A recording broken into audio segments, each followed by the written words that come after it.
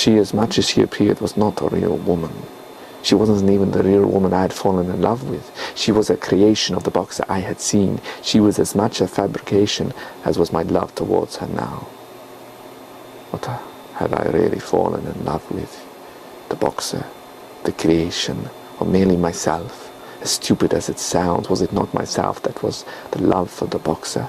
For she showed nothing back to me, and the creation was born of my want, and thus it was from my mind. As she held me in her arms and began to kiss my neck, how sad I felt for her, how I had trapped her into loving me, more like paying someone to show me a good time than the real pangs of honest, true love. What had I made for myself? This poor creature that had half a mind, unable to grow for itself and find love. And surely I knew, if it had been allowed to do so, then she would never be holding me in her naked arms so tight, let alone showing me such desire and passion. Filled the lonely, warm nights. And as I slowly began to understand this and find myself unable to love this woman,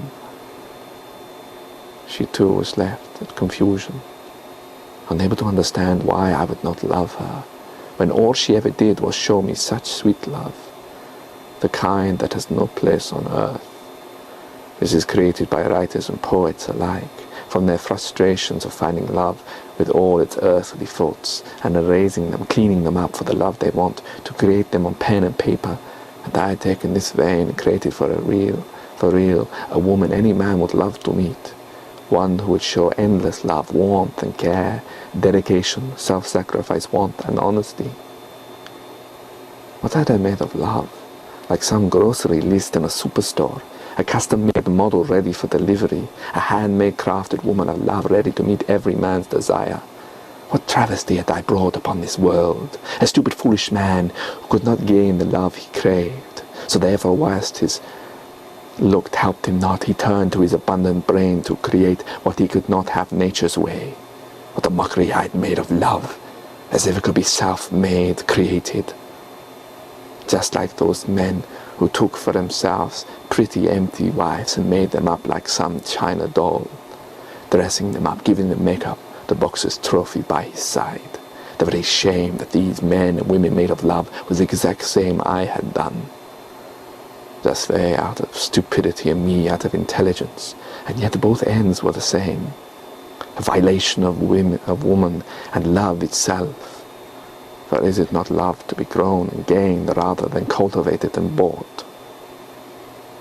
I looked about me in my laboratory, the very room in which she had been made. All the test tubes, bottles, chemicals, and electronically powered machinery, all as artificial as the bone and flesh that lay in my bed.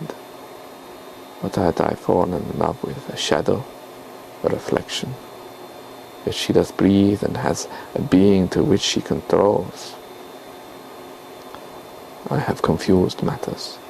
When I should have been more of a man, accepted I could never gain the love of the boxer, who would fight for someone more good-looking than I. When in this world I inhabit, is it really so bad? Do I have such contempt for it that I need to create when there is so much abundance all around me? Now what was I to do? I could hardly decreate her, kill her, end her life. It would be murder. Despite her not being a real person, governmentally, she was still a living, breathing entity. It wasn't like I could just flick a switch. If I was to kill her, it would be as killing another man or woman with a gun, knife, or poison. And unlike most men and women, her love for me was such she would probably love me for doing it. I should take my own life, or leave her, so that she would have to survive on her own, and then would make choices for herself about the love she would again seek. But would that person always be in my image? Would I merely be complicating the problem? So it was me who created this.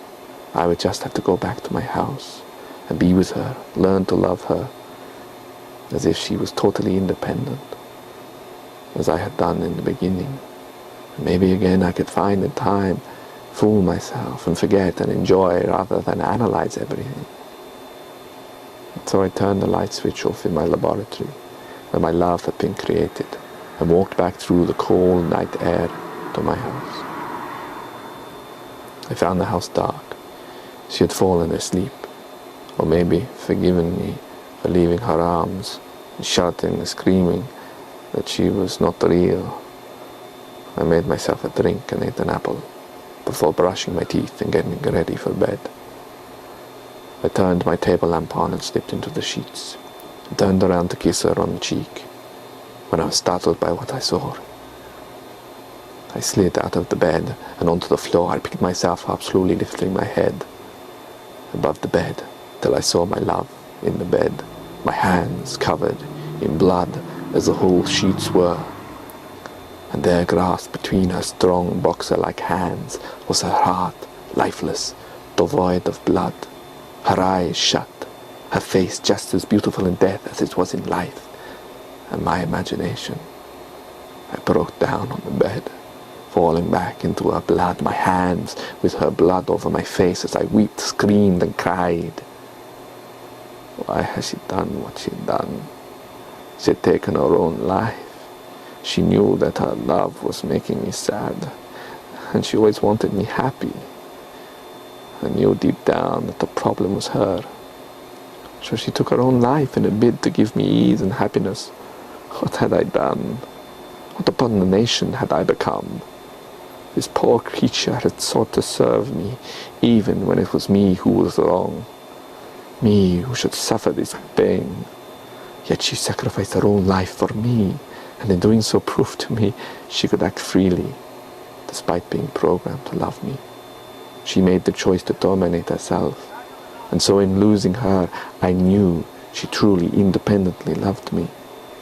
And now I'd lost her forever, the only woman who could truly show me such sacrificial love that could never be recreated again. Katarzyna.